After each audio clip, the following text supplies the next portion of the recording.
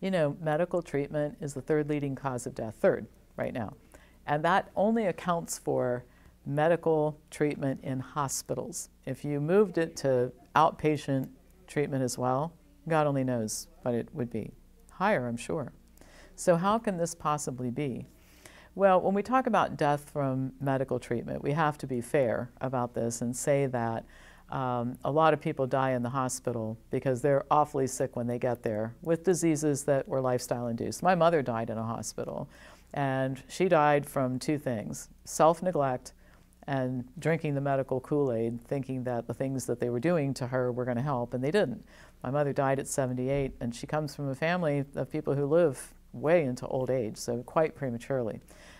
So anyway, so some of this is not really the fault of the medical system, but I'll tell you the part that is the fault of the medical system.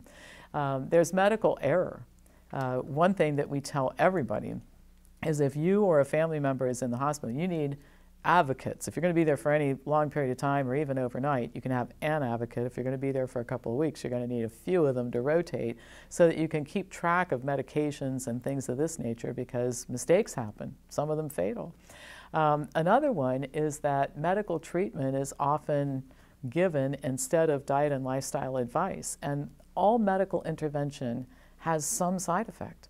There are no drugs. If a drug has a positive effect, there's going to be a corresponding side effect, because you can't manipulate one enzyme system in the body without having others be impacted too. That's just the way it works.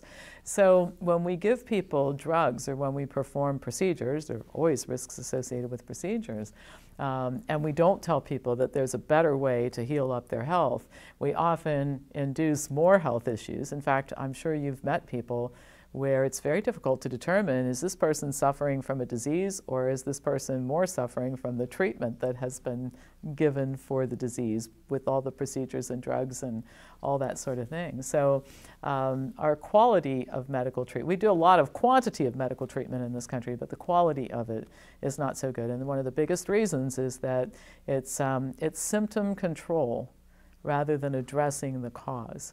And thus, people get worse instead of better. And sometimes they get worse while they feel better. And that can be very deceptive to somebody.